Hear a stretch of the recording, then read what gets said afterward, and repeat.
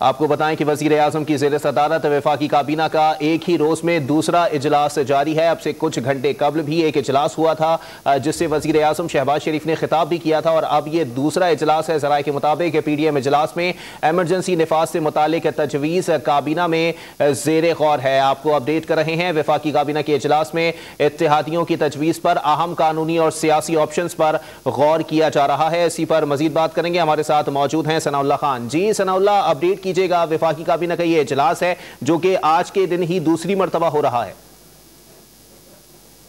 दूसरा इजलास हो रहा है क्योंकि जो वफाकी हुकूमत की और जो इत्तेहादी हुकूमत की स्ट्रेटेजी थी वो मुकम्मल तौर पर गुज़श्ता 2 रोज़ के दौरान नाकाम हुई है और उनका यही प्लान था कि आज जमानत के बाद उनको मुख्तलिफ जो दीगर मुकदमात हैं उनको गिरफ्तार किया जा सकता है। लाहौर से भी लाहौर पुलिस की टीम भी यहाँ आई हुई थी, लेकिन इस्लामाबाद हाई कोर्ट की तरफ से उनको तमाम केसेस में जमानत दी गई है, बल्कि लाहौर के केसेस में भी जमानत दी गई है। इससे पहले PDM का इजलास हो रहा है जिसमें 6 बजे PDM की तरफ से मौलाना फजल रहमान ने प्रेस कॉन्फ्रेंस भी करनी है और फैसलों से आगाह करना है।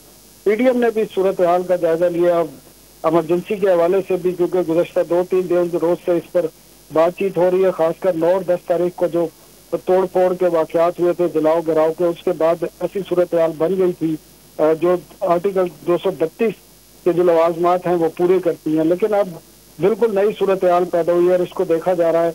जिस तरह आपने बताया PDM के इजलास में मियां नवाज शरीफ भी शरीक हुए, उन्होंने भी अपनी एक पूरी तजवीज़ दी और कैबिनेट का जो पहला सेशन हुआ है आज 2 घंटे का, उसमें पूरा फोकस जो रहा है, जिसमें प्राइम मिनिस्टर ने भी खिताब किया है, जो अलग लिया है हमारी सुप्रीम कोर्ट, उसको उन्होंने शदीद तनकीद का निशाना बनाया और एलानिया में बाकायदा तौर पर चीफ जस्टिस साहब पाकिस्तान की मजम्मत की है।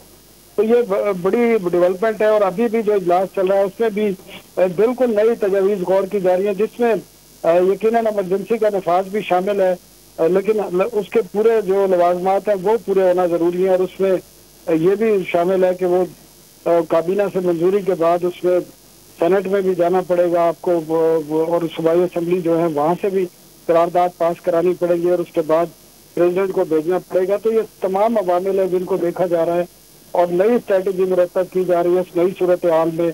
अब देखना यह है कैबिनेट और PDM कौन सी स्ट्रेटेजी लेके आती है, लेकिन अभी तक वजीर दाखिला भी कह चुके हैं इमरजेंसी के हवाले से कोई फैसला नहीं हुआ है, प्रपोजल जरूर है जिस पर गौर किया जा रहा है। जी, एक जानिब काबीना तो दूसरी जानिब PDM का इजलास जारी है। ज़राए के मुताबिक नवाज शरीफ ने वीडियो लिंक पर PDM रहनुमाओं से खिताब किया है। नवाज शरीफ ने आइंदा के लाहे अमल पर अपनी तजावीज़ सामने रखनी है। नवाज शरीफ ने इमरान खान की जमानत के अदालती फैसले पर हैरत का इजहार किया है। अपडेट कर रहे थे सनाउल्लाह खान, आपका शुक्रिया।